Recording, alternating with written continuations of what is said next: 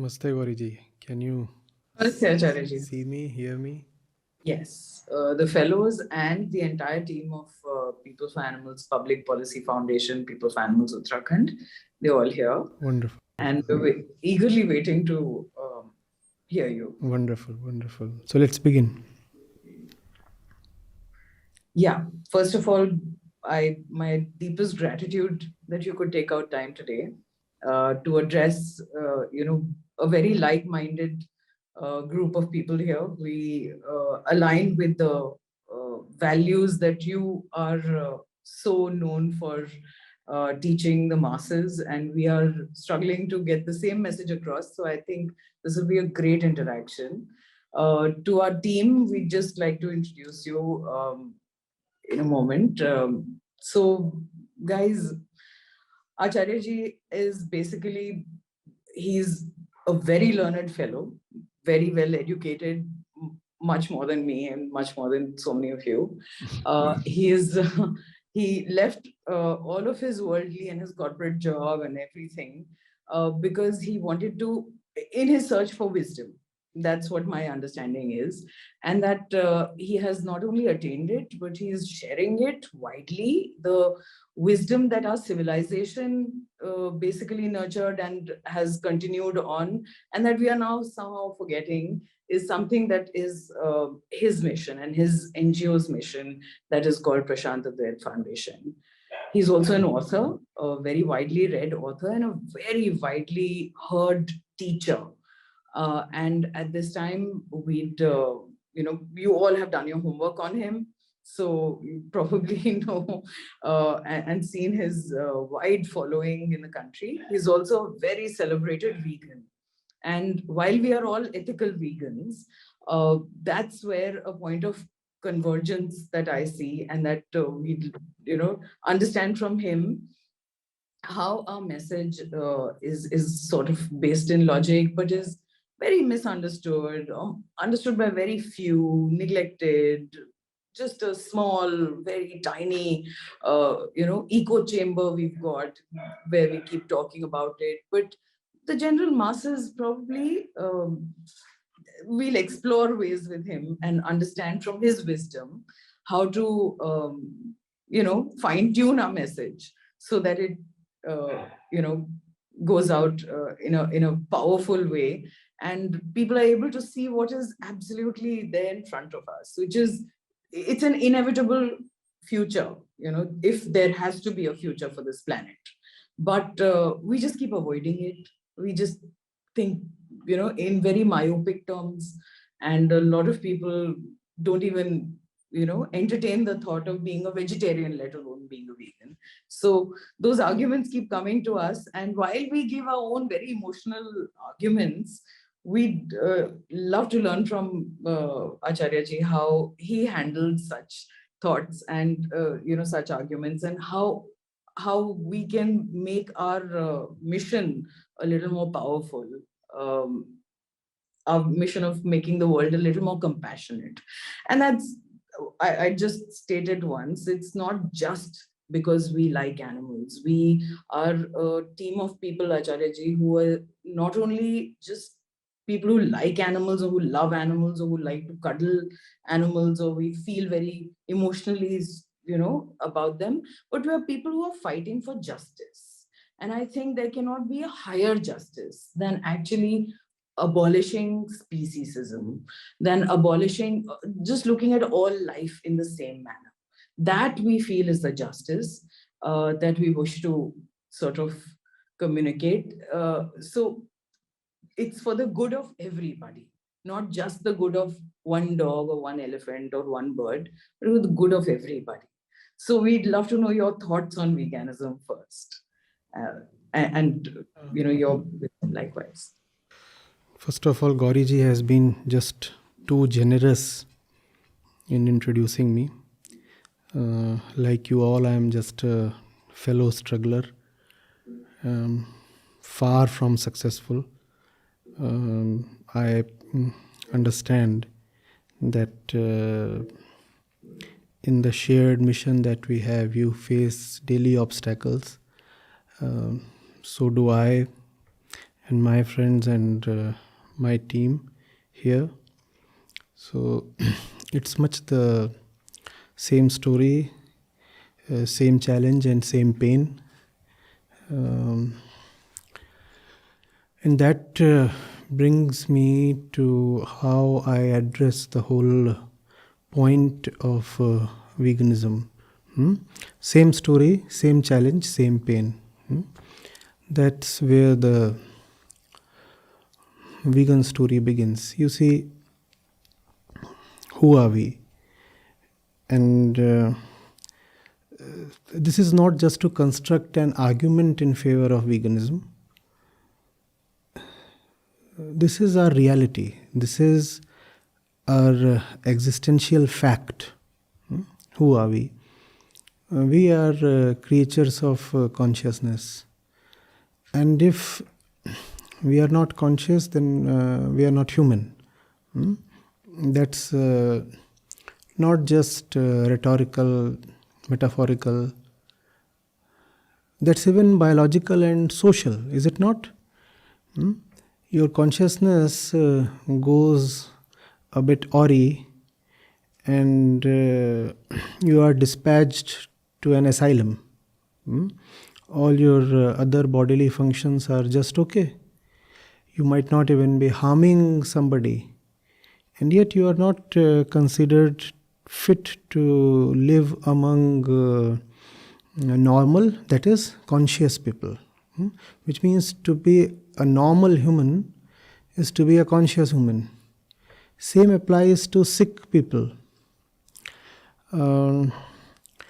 Your body functions might still be holding up, but if there is very little probability of you ever behaving in a conscious way, you ever becoming mentally functional like a normal human being, then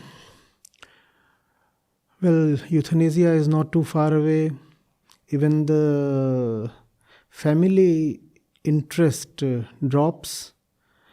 And if you were to be told about such a possibility in the future regarding your own health, your own body, you too would probably say that if it comes to that, please don't drag me on, let me go. What does that mean? That simply means that life is consciousness, and life without consciousness is not worth living. It's as simple as that. And it is not something you have to convince somebody on. It is an obvious fact. It is an obvious fact. A fact that applies to all living forms. But when it comes to human beings, this fact applies even more starkly. Why? Because we think, we ideate, we have a language, we structure. And we are people who are not satisfied. We want to reach a particular point called peace or liberation or fulfillment. We all have that, right? And that's why human beings have far too many desires compared to other living beings. All living forms have desires, but look at the desires of Homo sapiens. We exceed them all by many times. So our existence is a conscious existence, not just biological. We are not pieces of meat, loaves of flesh, just walking around. We have a purpose of life. And that purpose of life is to come to, as we just said, a particular peace or realization or fulfillment, simply put, satisfaction. So the existence itself is related to consciousness, right? Consciousness. Now, the consciousness that we are keeps changing its subject, its stuff,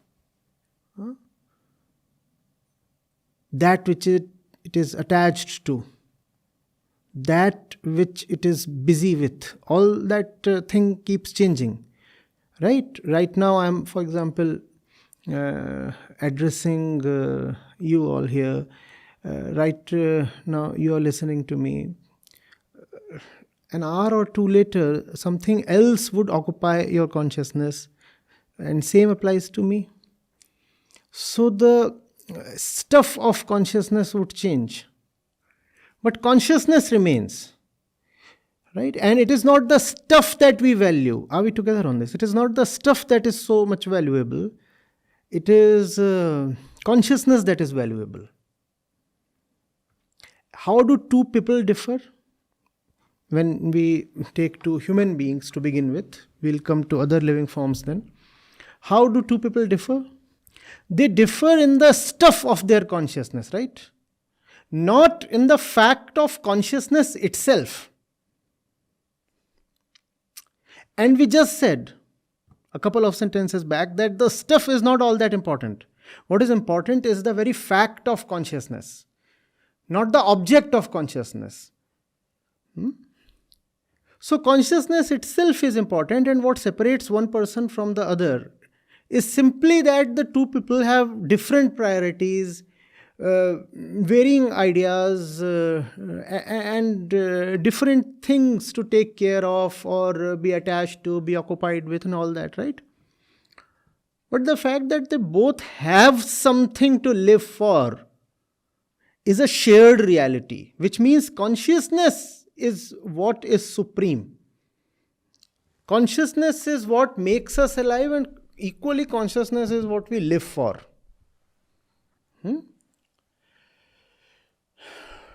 Now extend the argument to animals.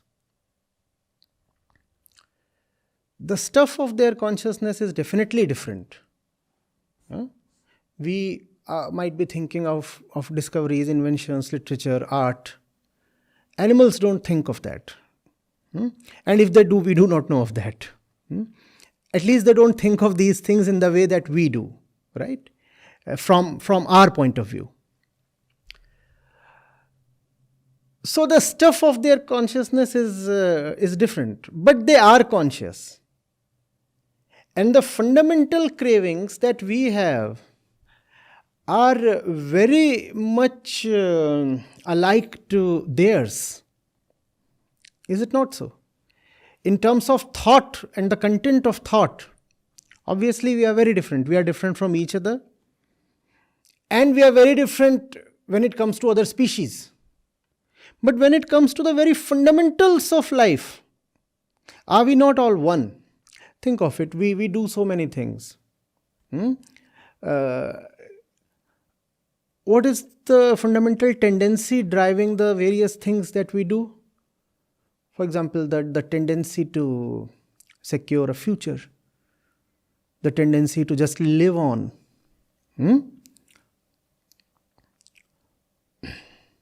Schopenhauer, it was the will to live, the will to just continue. That, he said, is the basic human existential tendency. I'm asking, don't animals have that tendency? At the root of all consciousness is the will to survive and continue. We don't want to die. The animals too don't want to die. Right? We feel pain, we suffer, so do animals. The reasons might be very different. Often the reasons are in fact not too different. Separate a human mother from her baby and you see the suffering. It's very apparent. Separate a cow from her calf and the suffering is much the same. So the fundamentals of consciousness we share with animals. To some extent, to a lesser extent, we share those things even with plants. And if we want to go deeper than that, then even with organisms that have just a few tissues, basic, or just even a single cell, like an amoeba or a paramecium, the will to continue living is found there as well. If you attack an amoeba, it has ways to survive. And it wants to prolong its existence into eternity by reproducing. And it has its own peculiar way of reproduction. The same things that we do. Outwardly, there is so much that we have created and that looks so spectacular and so different from the jungle kingdom. But inwardly, at our core, don't we all have the same desires, the same tendencies that animals have? Is not the very core of consciousness the same? And it is consciousness, the maximization of consciousness, the liberation of consciousness, that is also the purpose of life. Which means that a conscious entity has to be looked at with respect, with a certain love. If you want liberation of consciousness, how can you hurt another conscious being? Especially when you know that it is the stuff of consciousness that differs, not consciousness itself. If your own consciousness is worthy of being taken care of, being nurtured, and being liberated, how can the same consciousness, when seen in another living being, be abominable, negotiable, violable? The same thing, when I see it in my own self, if it is respectable, it will remain respectable even if it is seen in somebody else's self. Right? If I really want to eliminate suffering, then suffering is what I want to eliminate, not just my own suffering. Because as long as I keep saying my own suffering, this my own itself remains the cause of suffering. This localization of consciousness itself is the limitation and the constraint and the bane of consciousness. I want to be happy, right? We all want to be happy. Why are we unable to be happy? Because we want to be happy at the cost of others. So I want to say, I want to be happy and I want to have my own happiness. So this my own is what prevents true happiness from coming to me. A very localized and limited and individualized happiness is what I want. I don't want happiness. If I want happiness, it would be an impersonal happiness that I would share with as many beings as possible. So, if consciousness is my goal, or happiness is my goal, or freedom from suffering is my goal, and I'm true to my goal, then I'll want these same things for others. And if I want these things only for myself, then I cannot have them even for myself. That's a rule. If you want these things, these best of things that life can offer, only for yourself, then you will not have them even for yourself. But if you want them for everybody, then you will have it for yourself as well. So if I want my happiness at the cost of somebody's life, the thing is, the poor thing will lose its life, and I won't even get what I want to get at the cost of his life. It's a double whammy. Nobody gains anything. No emotions involved. It is just mathematically a loss-making proposition. It's simply bad existential economics. I wanted happiness by consuming that other person or animal. That's what we want, right? Otherwise, there is no need to hurt the other. So I hurt the other thinking that happiness is a zero-sum game. I throw sadness upon you, I inflict suffering upon you, and wishfully, I think that will give me happiness. Happiness to my consciousness. There's a problem there. You are trying to violate an inviolable rule. It's a rule of existence, Prakriti. That these things cannot be had in isolation. That you cannot have these things only for yourself.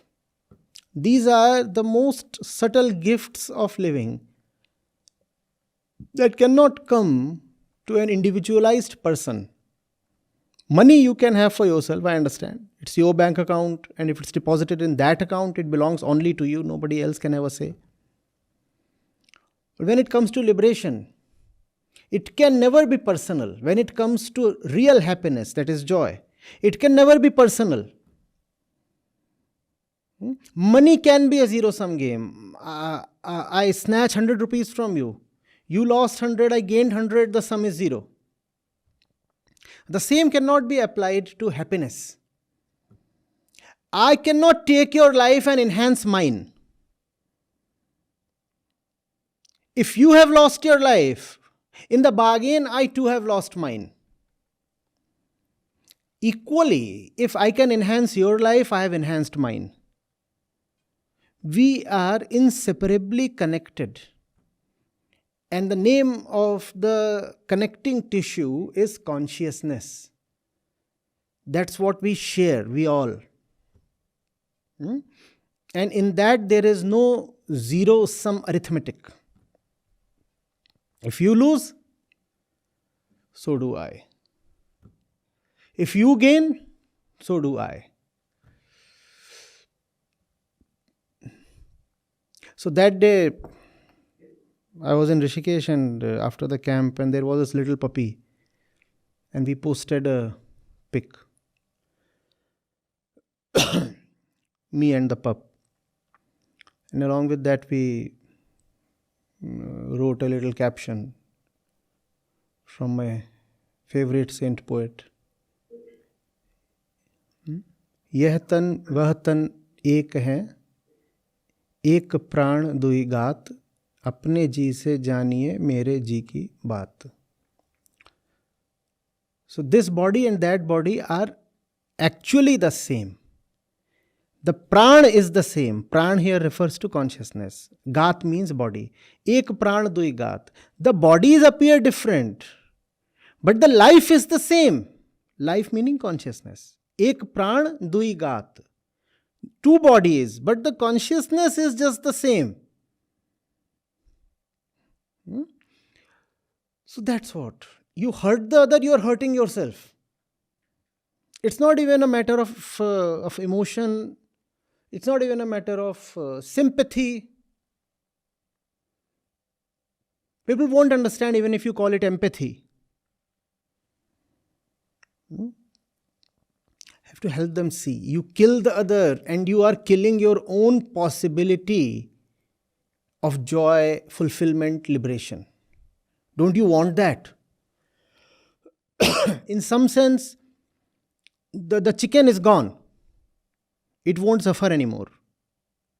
But you have condemned yourself to enhanced future suffering by just doing what you did. It's bad. You disrespect the consciousness there and you have disrespected your own consciousness. And if you disrespect your consciousness, how will you ever bring it to fulfillment? Am I too abstract? What are the friends saying? Are they feeling disconnected? I don't know. I'm certainly not, because I'll tell you something here.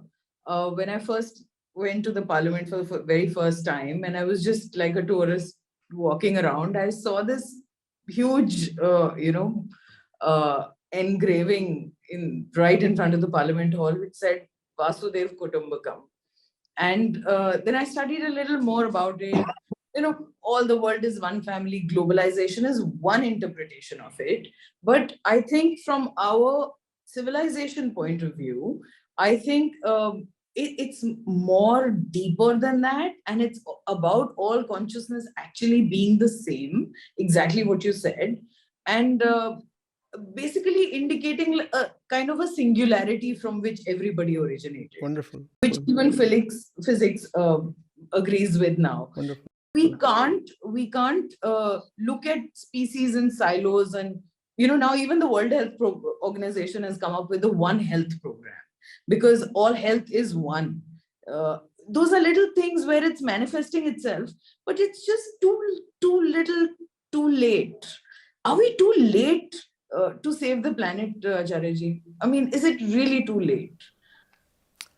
Sometimes I feel like saying yes, it is already too late. Probably that is the fact as well. But that does not matter.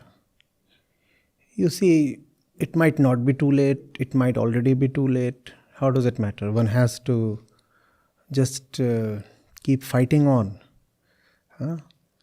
Not for those who are gone, not for the future, but for the present possibility that there is something precious, lovely, worthwhile that can probably be redeemed. And one will not be able to forgive herself if one doesn't give it all one has. You see, I don't know about the future of the planet. So the more I go into the science of it, the more it starts looking quite certain that this unfortunate and monstrous species of ours isn't going to last another 100 years. In fact, within the next decade or two, we'll start seeing very, very obvious signs of the approaching end. All that is going to happen in our lifetime. But anyway, when 100 years is too distant a future, I do not know what would happen. How much time do we have to live as individuals? I suppose at the most I have a few decades. The fellows are probably younger. They'll have a spare decade or two compared to me. We don't have too much time. Let's fight it out. And that's the best use we can put our life to. That's how I look at it. I don't know what the result of this battle would be, but it's worth fighting.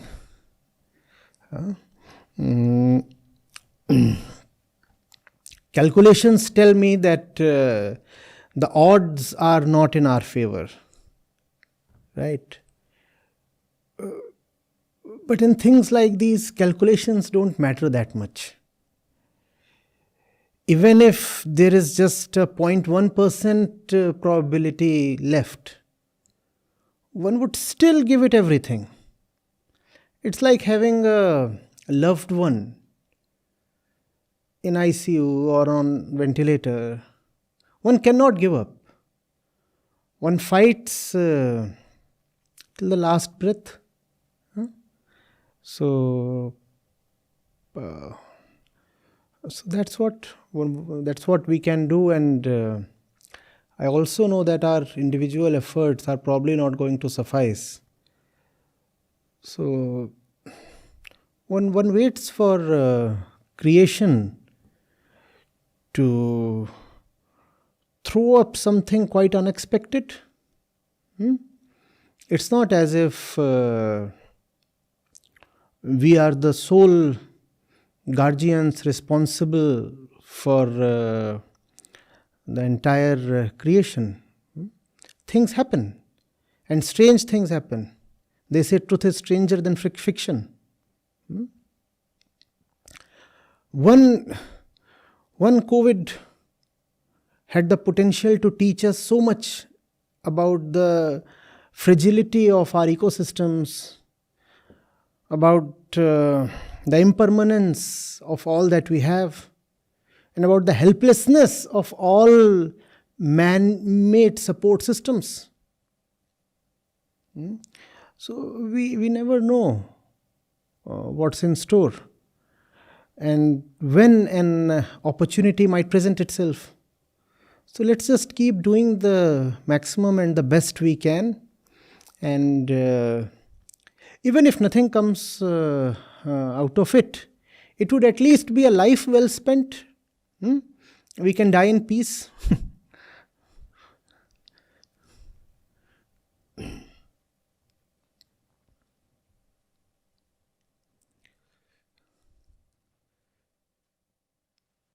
Yeah, you're absolutely right. It's uncanny how our thoughts completely align. I also feel that, it's to be fought because it's a battle worth fighting. And it's something that would, joy or not, but it at least does not give us the guilt at the end of the day of having done nothing. So while we see too much, it's just whatever little bit that we can spend our time doing to make things better. Thank you so much for your answer. There's one question that kind of just goes into everybody's mind, and we secretly discuss it with small groups, but we want to probably ask you about it. There is a certain segment of vegans who are anti-natalist vegans. They think that the world is not worth multiplying in. We will not have anybody else in the world because it's just way too much. The resources are not enough, and we would not subject anybody else to it.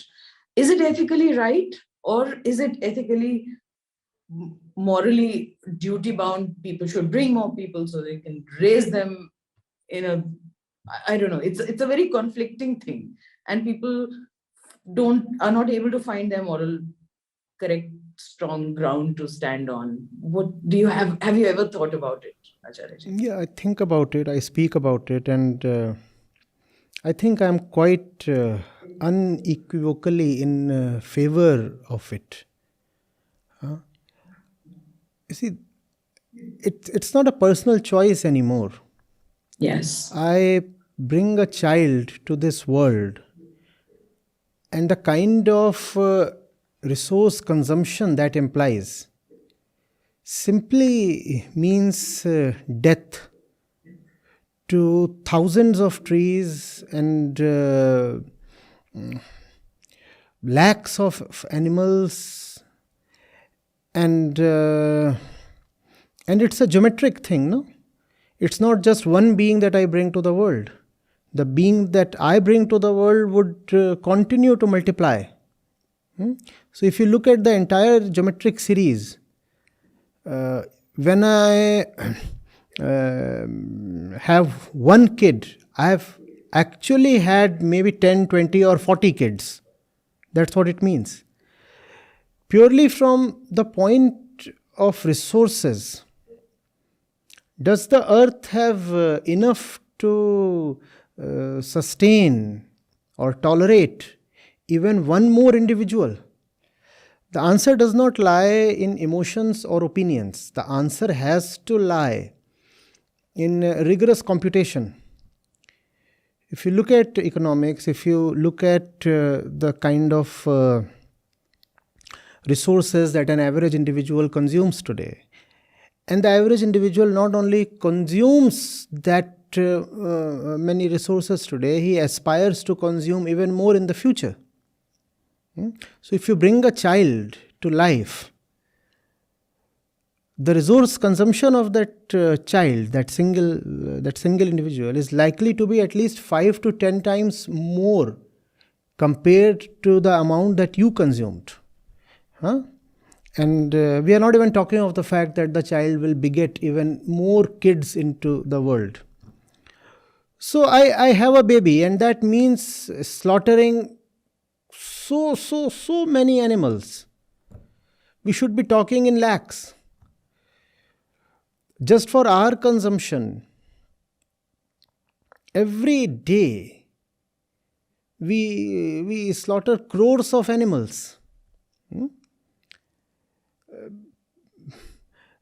Even the number on a per minute basis is staggering, is it not? So when somebody talks of reproduction, when people talk of pregnancy, I say, when you produce the baby, also produce roads, also produce school, also produce an apartment. How does your responsibility end with just getting a baby to this world? Now the baby will need so much. From where will that come? From where will the road come? Otherwise the road is jammed. Because of your baby, you need an extra lane. To have that extra lane, you will have to slaughter so many trees. From where will the air come? You know of the AQI, you know of the pollution levels. From where will the coal come? Where will the steel come? The electricity, where will it come from? The kid will surely want a car. Where will the car come from? All of that ultimately crashes upon the environment. Right? Because the environment can't speak and can't resist. You produce a baby and you tell your neighbor, now that I have a baby, I need extra space. So I'll violate your premises and occupy one of your rooms. Will your neighbor allow that? Your neighbor won't. But there are trees behind your house. Now that you have a baby, you go and hack those trees down. And you say, now I have some free space and we can have extra room there for the baby. Baby is growing up. The baby doesn't always remain a baby. So you want an extra room. The trees won't resist. The neighbor resists. Everybody resists. Only the trees don't resist, and the helpless poor animals, they don't resist. So when the baby comes to this world, it is the trees and the animals whose death sentence has been read out. Lakhs of animals die the very day you give birth to a kid. So I just don't think that the traditional animalistic feeling of giving birth and the social concept that life is fulfilled only when you have a full nest, I don't think any of that holds good today. But practically, I also know that in both men and women, especially in women, there is a biological and a social urge to give birth. And not all individuals will be intelligent or compassionate enough to listen to arguments or listen to the truth. So to them I say, if you want to have a baby, have one. Have one and stop at that. And millions of Chinese families were able to stop at one baby. It's not that they couldn't bear it. They lived happily with their one kid. So stop at that. And to others I say who don't want to have a kid but they still want to enjoy the presence of a kid, I say go and adopt somebody. How is adoption not a great choice? If it stops at one, it is still okay. Because that would effectively mean that the population is not growing. In between, we will have definitely over-enthusiastic couples who will go for the second one. So So fine. That kind of allowance we have to make. But my appeal to all people who can see and who can listen and who have a heart is to understand that your baby is the death of millions of other babies. Don't do that.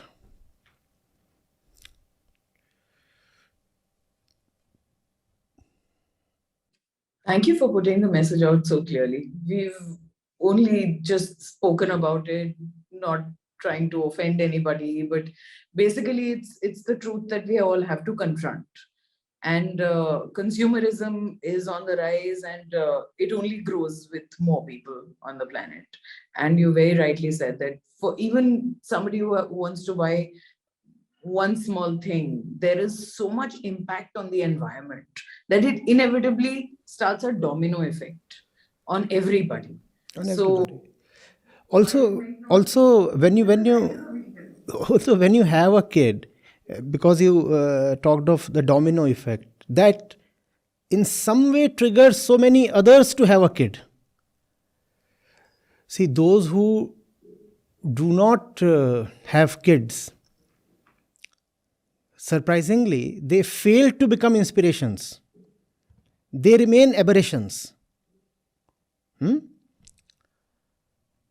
if you do get a kid, then your entire extended family feels inspired to have one more of their own. So that's the kind of domino effect that you experience. If you don't have a kid, you don't declare it loudly on social media. There is nothing to go to the town with. It's not news, right? I haven't had a baby. You won't say, today is the 3rd anniversary of me not having a baby. Right? That kind of absurdity you won't display. But when you do have a baby, then your social media and your entire circle is awash with pics and congratulations and baby stuff and this and that. And that way you are triggering the maternal and paternal instinct in so many others. And they do not know what to make of life. So the moment they see those pics, they say, come on, let's do it. And that's the way human stupidity operates. What can one do? that's so true. That's so true. So you just spoke about social media, Acharya. You have such a strong message, and you have chosen social media as a platform, as one of the platforms, one of the prime platforms to amplify your message. We are all, very good at whatever. I mean, we try to do whatever we do best with authorities, with people doing a ton of capacity building and whatever. But we always keep social media a little, on the low priority. Why? I want you to explain why, for this message, you have chosen social media, and what role has it played? Just a little on the importance of why all of these people here should, and how many times would be optimum, because some of them might be completely crazed about constantly being on Instagram or Facebook or Twitter. Even that is not all right. Not being there is not all right. So what is the optimum amount that should be? One has to remember. One has to remember that social media is a tool. We are not going there for mere entertainment. Not that entertainment is despicable. It's okay to entertain oneself. Fine if one. But when it comes to the mission, social media is an instrument. Social media is a weapon. So one uses it. One uses it to strike at people where they are, right? It's obvious one has to reach people only where they are. And they're all there on Instagram and YouTube. So that's where they have to be caught. There is no option. Apart from work and personal time, this is where people spend themselves. They are hooked to their phones. They are watching stuff there. and the collective time of humanity that is being spent in front of the mobile screen is astonishing. If we look at the 800 crore people that we are, and if we talk of smartphones and internet penetration, that would mean probably 500 or 600 crores of us have access to social media. I suppose Facebook itself the app has been downloaded, what, 5 billion times, 2 billion times? How many downloads does it have? The number of downloads of that single app runs into billions. So that's where the people are. If somebody is not in his house, you do not knock at that house, right? If people have all assembled at some place, that's the place you go to if you want to address them. So that's what. But as professionals and as missionaries, obviously we remember that for us social media is work and very dedicated work. It's just that the rules of this workplace are very nascent, very tentative. They're still evolving. So one has to learn on the job. YouTube today is not what it was 5 years back. And the arrival of TikTok totally changed Instagram. So it changes. And one has to keep pace. If one doesn't do that, then one loses the audience. And it's important to not to lose your audience, because it is the audience that you want to work on. It's not obviously about the two of us holding conversation here. I would want this conversation to reach at least lakhs of people. Had it been in my power, I would have wanted it to reach the entire population. I don't have that kind of power. But that's what. Imagine if these things can reach everybody, that to 10 times a day. Won't we have hope? We were just talking of the odds being stacked against the survival of this planet, against the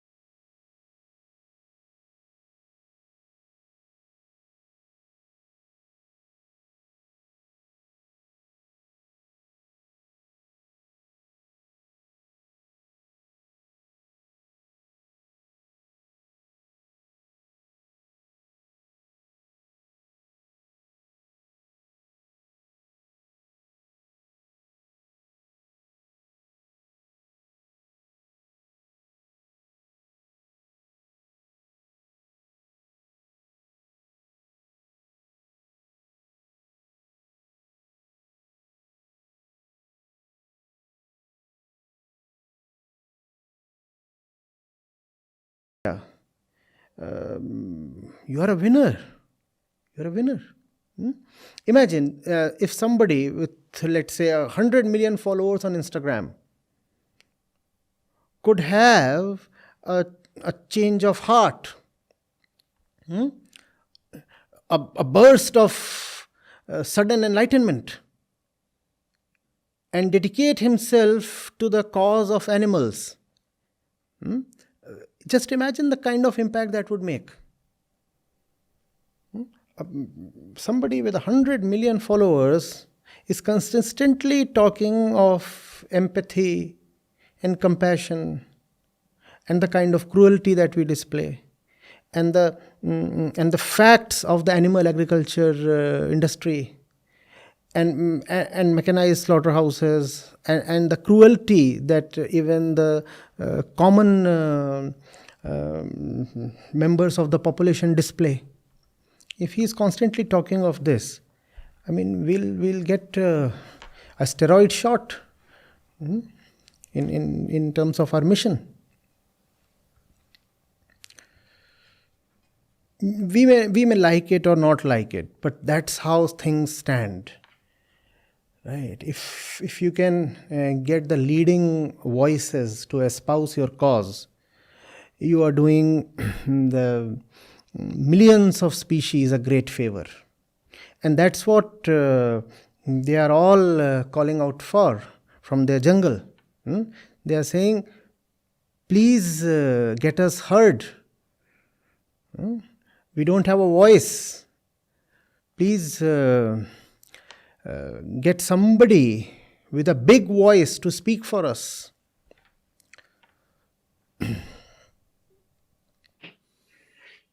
Yeah.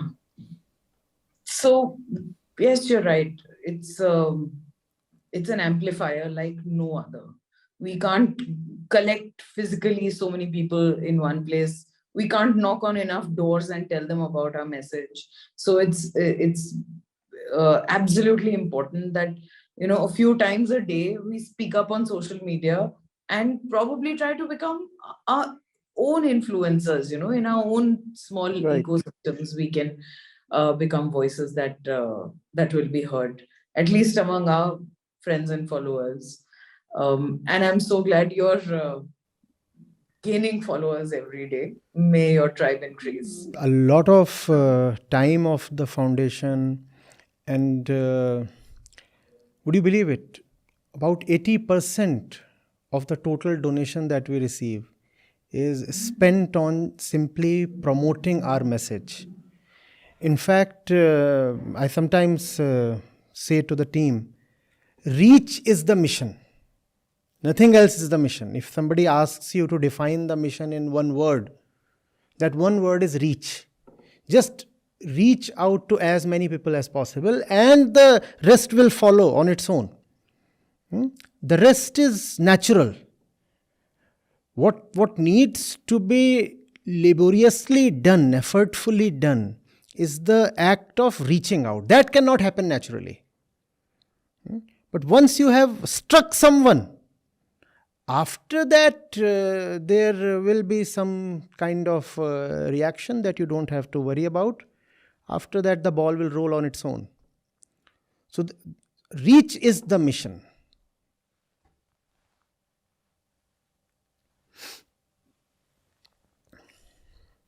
That's true. And it's both very simple and difficult at the same time. Yes. You can do it on your phone, you can do it on your computer, but you have to fine tune your message and know a little about it, understand, and be very perceptive about what the mood of the audience is. Yes, I'll share the difficulty with you. The difficulty in that is when you come to know that it's all about gaining reach, then, as I said, 80% of all that you have, including your own time, your own energy, gets invested towards reach.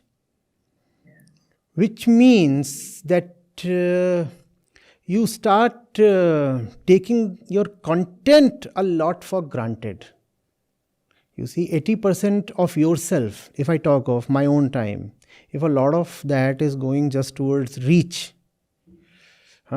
then I have to be very sure that my content is worth it. Because I'm not able to work on my content.